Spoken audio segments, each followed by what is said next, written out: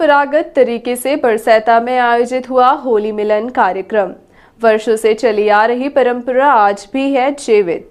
होली पर्व पर टोली बनाकर पूरे गांव के लोग एक साथ घर घर पहुंचकर रंगोत्सव का कार्यक्रम बड़े ही धूमधाम से मनाते हैं और होली यानी फाग गीत गाते हुए एक दूसरे को रंग अबीर और गुलाल लगाकर गले मिलते हैं और होली का जश्न मनाते हैं। होली महोत्सव एवं रंग मिलन का यह कार्यक्रम बरसैता में विगत सैकड़ों वर्ष से परंपरागत तरीके से होता आ रहा है। गांव में सैकड़ों वर्ष पूर्व शुरू हुई यह परंपरा आज भी उसी अंदाज में जीवंत है। फाग मिलन महोत्सव की शुरुआत ग्राम बरसैता में गांव के प्रतिष्ठित जमींदार गंभू प्रसाद पांडे एवं राम सहाय मिश्र द्वारा की गई थी। उनके द्वारा शुरू की गई यह परंपरा का निर्वहन होता आ रहा है। होली मिलन कार्यक्रम आपसी सौहार्द एवं भाईचारे को बनाए रखने की दृष्टिकोण से किया गया था। इस परंपरा का असर आज भी इतना है कि लोग एक दूसरे के सुख दुख में अपने आप शामिल होते हैं और एक दूसरे के सहयोग में सहभागिता निभाते हैं। बरसैता गांव की इस प्राचीन परंपरा का कई गांवों में अनुसरण किया जाता है।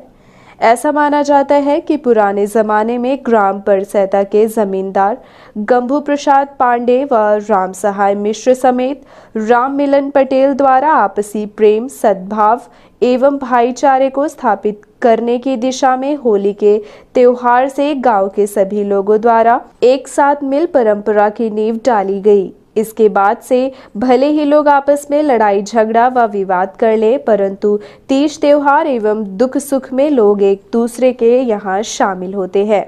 जानकारी के मुताबिक पहले होली के कुछ दिन पूर्व से होली गायन एवं रंगोत्सव की शुरुआत होती थी और होली के कई दिनों बाद तक यह कार्यक्रम निरंतर जारी रहता है।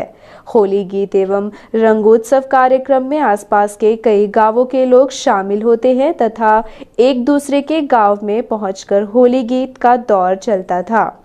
इसके बाद बेहतर प्रदर्शन करने वाली टीमों को पुरस्कृत भी किया जाता था। इस परंपरा को आगे बढ़ाते हुए आज भी गांव के लोग एक साथ टोली बनाकर घर घर पहुंचते हैं और फगुआ गीत गाकर एक दूसरे से गले मिलकर होली की बधाई देते हैं तथा मेल मिलाप करते हैं। होली के दिन पूरे गांव भर के लोग टोली बनाकर निकले और मां सोन मंदिर के साथ शिव मंदिर में फाग गायन एवं होली मिलन का भव्य आयोजन संपन्न हुआ, जहां बड़ी तादाद में गांव भर के गणमान्य जन मौजूद रहे।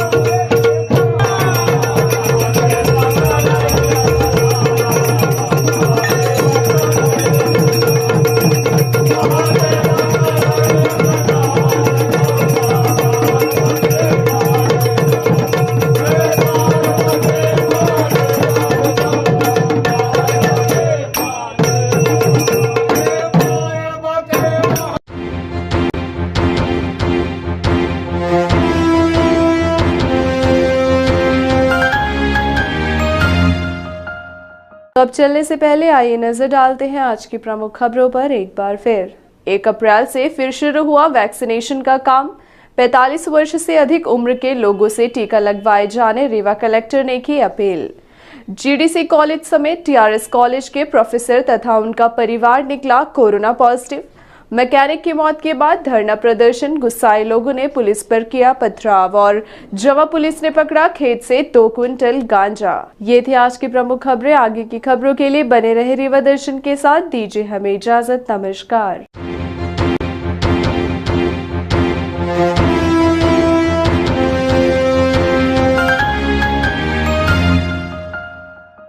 किसानों को क्षतिपूर्ति दी जाए, ना कि खाना पूर्ति की जाए। अगर देना है तो पूरी तरह से क्षतिपूर्ति दें, नहीं तो बिल्कुल कतई ना दें।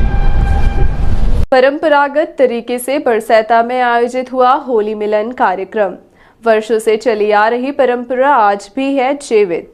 होली पर्व पर टोली बनाकर पूरे गांव के लोग एक साथ घर घर पहुंचकर रंगोत्सव का कार्यक्रम बड़े ही धूमधाम से मनाते हैं और होली यानी फाग गीत गाते हुए एक दूसरे को रंग अबीर और गुलाल लगाकर गले मिलते हैं और होली का जश्न मनाते हैं। होली महोत्सव एवं रंग मिलन का यह कार्यक्रम बरसैता में विगत सैकड़ों वर्ष से परंपरागत तरीके से होता आ रहा है। गांव में सैकड़ों वर्ष पूर्व शुरू हुई यह परंपरा आज भी उसी अंदाज में जीवंत है। फाग मिलन महोत्सव की शुरुआत ग्राम बरसैता में गांव के प्रतिष्ठित जमींदार गंभू प्रसाद पांडे एवं राम सहाय मिश्र द्वारा की गई थी। उनके द्वारा शुरू की गई यह परंपरा का निर्वहन होता आ रहा है। होली मिलन कार्यक्रम आपसी सौहार्द एवं भाईचारे को बनाए रखने की दृष्टिकोण से किया गया था। इस परंपरा का असर आज भी इतना है कि लोग एक दूसरे के सुख दुख में अपने आप शामिल होते हैं और एक दूसरे के सहयोग में सहभागिता निभाते हैं। बरसैता गांव की इस प्राचीन परंपरा का कई गांवों में अनुसरण किया जाता है।